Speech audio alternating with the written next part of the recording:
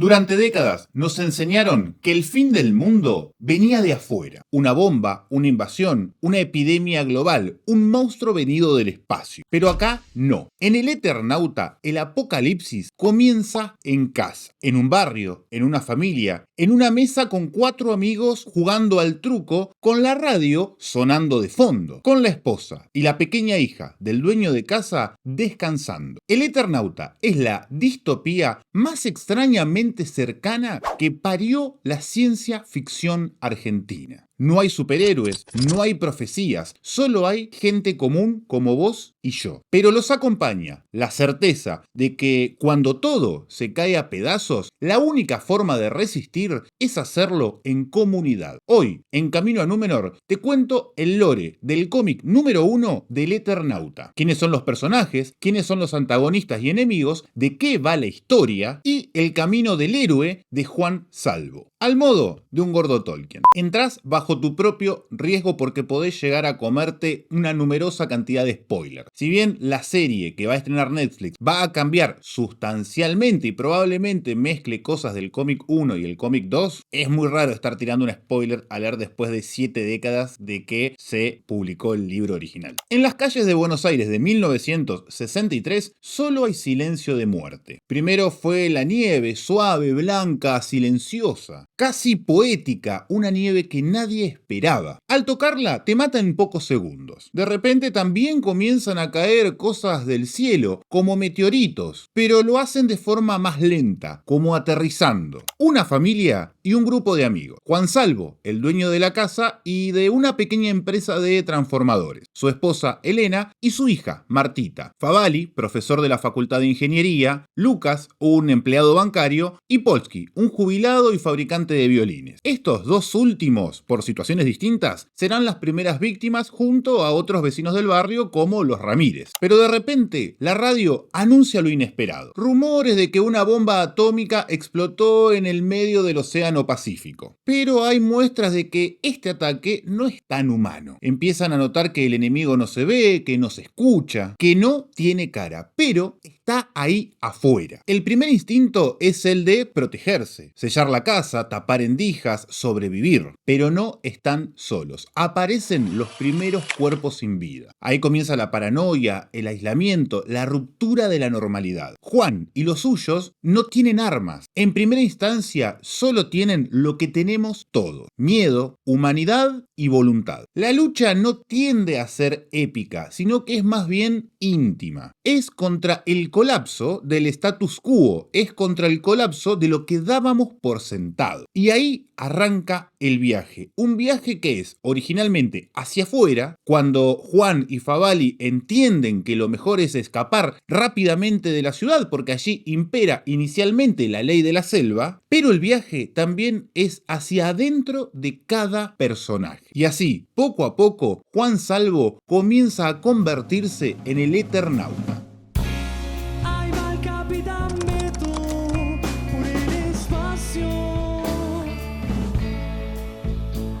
Juan Salvo es cualquiera, es tu viejo, es el vecino del piso de arriba, no es un científico brillante, tampoco un mesías. Antes de convertirse finalmente en el Eternauta, Juan Salvo era un tipo de familia, un laburante, alguien que valoraba lo pequeño, su casa, su hija, el calor de una mesa compartida y que poco a poco al perderlo lo va añorando cada vez más. Por su parte, lo extraordinario no lo elige, sino que lo arrastra. Lo vemos cuando empieza la nevada. Juan no reacciona como un típico héroe de acción, reacciona como un tipo común, cierra las ventanas, piensa en su familia y sobre todo duda. Tampoco toma decisiones, sino que delega el mando en Favali, a quien reconoce mucho más preparado para ocupar ese rol y actúa las veces de mentor. Y poco a poco Juan Salvo cambia. Cuando sale por primera vez a la calle con el traje casero hecho por su familia y por sus amigos, amigos, lo hace para buscar información, comida, pero principalmente armas, no para salvar el mundo. Pero lo que pasa es que el mundo comienza a depender de tipos como él. Y ahí es donde se empieza a gestar el héroe, un líder que no buscó el mando, un sobreviviente que nunca dejó de padecer las emociones, pero que supo anteponerse, supo organizar, consolar y avanzar. Pero su tragedia es que cuanto más avanza,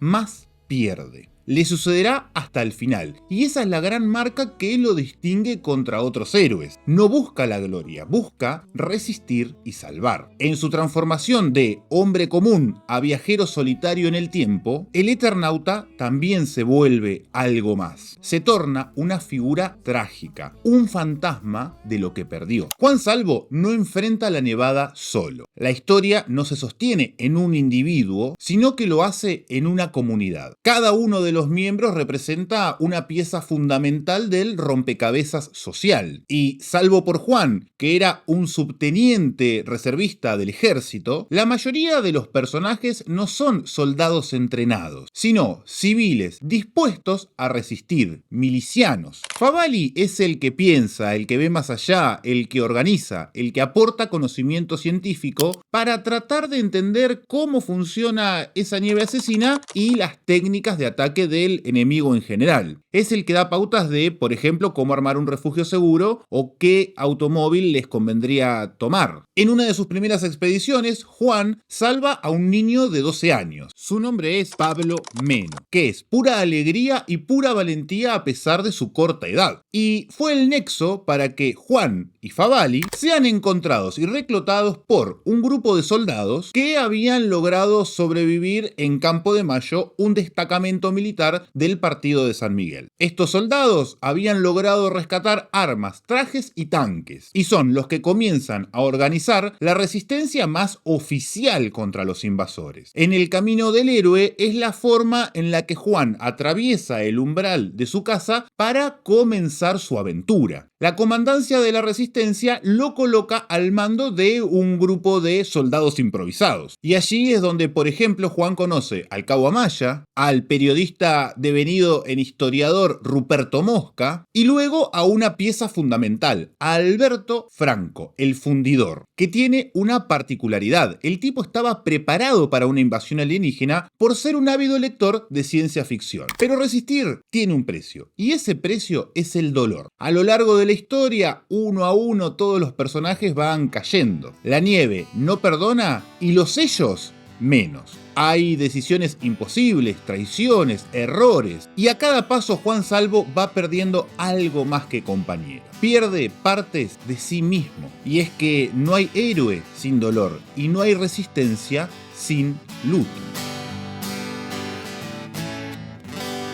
En el Eternauta el enemigo no tiene rostro, al menos no tiene un solo rostro. Y eso, tal vez, es lo que lo convierte un poquito más aterrador. En las listas de enemigos, primero encontramos a los cascarudos, insectos gigantes controlados de forma remota, no piensan, solo obedecen. Después también encontramos a los burbos, bestias descomunales como tanques vivientes lanzados a matar y destruir. Más adelante también aparecen los hombres robot, que son humanos capturados, vaciados de voluntad, obligados a convertirse en verdugos de su propia especie. Y finalmente también los manos. Algunos de ellos son buenos y también de alguna forma admiran la belleza, la tecnología y la rebeldía de la humanidad, pero viven extorsionados por los ellos al tener dentro suyo la glándula del terror, así que obedecen casi incondicionalmente todas las órdenes que les envían. Pero todos estos, por más aterradores que parezcan, no son el verdadero enemigo. Son simples piezas, herramientas, engranajes. Los verdaderos titiriteros, los verdaderos enemigos, los verdaderos antagonistas son ellos. Un grupo de extraterrestres con pretensiones imperialistas intergalácticas que buscan conquistar todos los planetas del universo. Son un poder que no se muestra, que ni siquiera tienen nombre, pero tampoco dejan testigos. Ellos no aparecen, no hablan, no tienen forma, y sin embargo lo controlan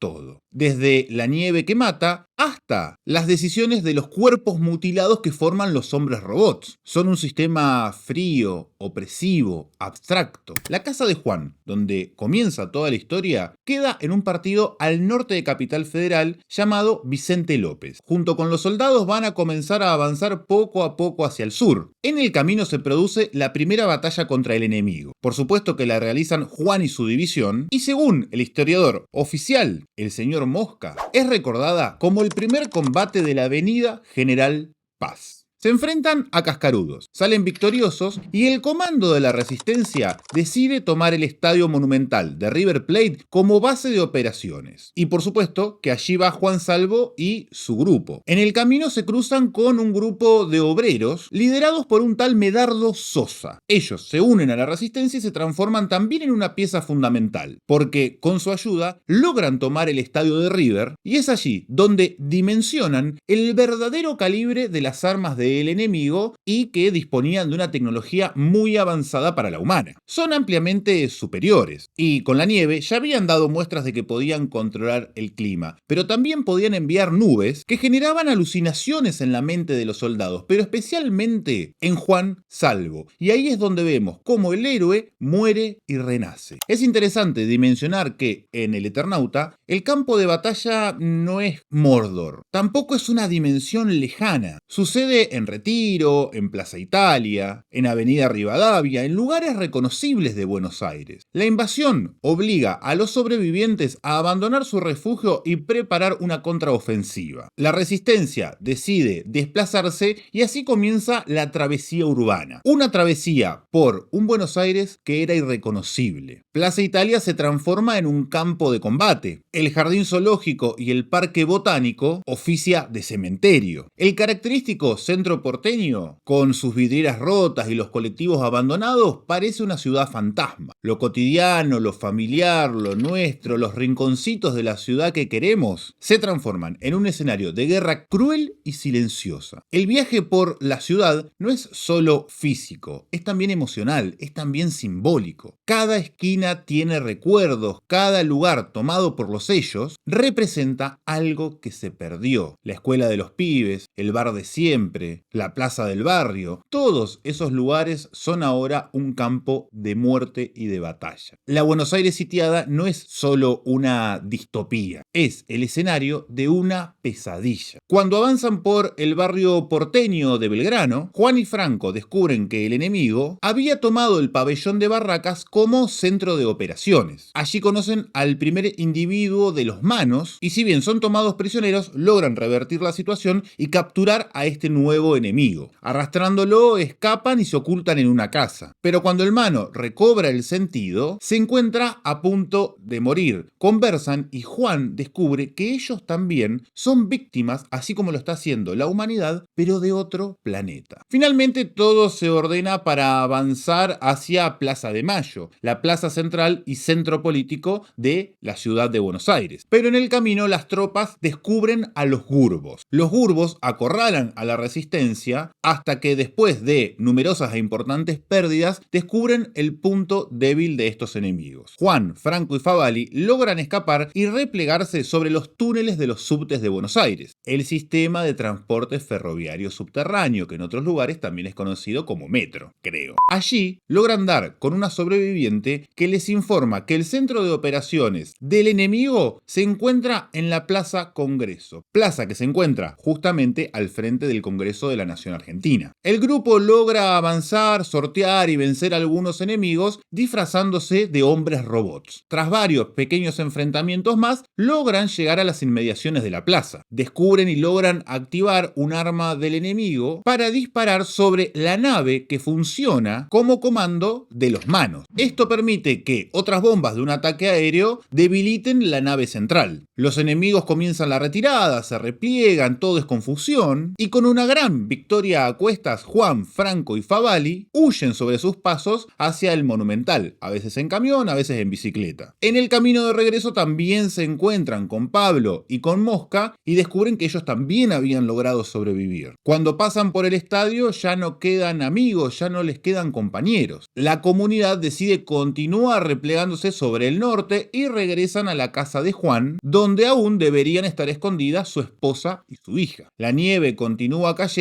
pero logran asegurar el nuevo viejo refugio de Vicente López. Tras el intento de los enemigos de matarlos de una buena vez, algo produce que renazca profundamente la esperanza. Se escucha una voz en la radio. Es el Comité Unido de Emergencias del Hemisferio Norte. Anuncian que en la cercana ciudad de Pergamino se encuentra un asentamiento de la humanidad. Por supuesto que hacia allí viajan todos, pero no se trata de otra cosa que de una nueva trampa del enemigo. Cuando llegan a la aparente zona segura, ven cositas extrañas, pero ya es muy tarde. Favalli, Mosca y Pablo son capturados y convertidos en hombres robot. Juan, desesperado junto a su familia, escapa y logra subirse a una nave del enemigo. Sin saber operarla, toca palancas y botones desesperado al azar. De repente la nave se activa y todo a su alrededor comienza a transformarse. Juan reaparece en un lugar que no conoce, un planeta extraño, pero lo más importante es que su familia ya no está junto a él. En ese planeta solo habita uno de los manos. Este extraterrestre le dice a Juan que es inútil gritar, ya nadie lo puede oír. Le cuenta que se encuentra en el Continuum 4, una suerte de universo paralelo. Y allí es cuando Juan decide comenzar los viajes en el tiempo para reencontrarse con su familia. Después de mucho intentarlo, en 1959 llega a la casa del guionista, le cuenta la historia y le confiesa qué tontos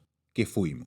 Ah, claro, nunca te conté de la existencia del guionista, que es como, en realidad, comienza la historia. Porque Juan, tras llegar al Continuum 4, se transforma definitivamente en el Eternauta, el viajero del tiempo, el navegante de la eternidad, y el cómic recorre así una narrativa circular, tal vez sin principio ni final, y solo conocemos una de las versiones de la historia. Hasta que encuentra, finalmente al guionista, que es Héctor Oesterheld, quien tanto en la ficción como en el mundo primario, quien termina relatándonos la historia. Aquí como una historieta, pero en 1959 como una advertencia para prevenir lo que sucedería 4 años después. Pero si todo esto fuese una gran paradoja del héroe, Juan Salvo no solo sobrevive al horror, al final se transforma en algo más. Se transforma en una figura trágica, atrapada fuera de su tiempo. Cuando la historia parece cerrarse, cuando creemos que la historia terminó, el Eternauta da un giro, uno que no esperás, pero también que te rompe. El Eternauta se convierte en una figura mítica, un héroe que no tiene premio, en un Ulises moderno pero sin Ítaca, una tragedia que utiliza la ciencia ficción para llegar. Finalmente, Juan Salvo ya no busca justicia, busca volver a ese pequeño instante anterior antes de que cayera el primer copo de nieve, a esa casa, a ese juego de truco, a esa seguridad de que su esposa y su hija están a pocos metros descansando.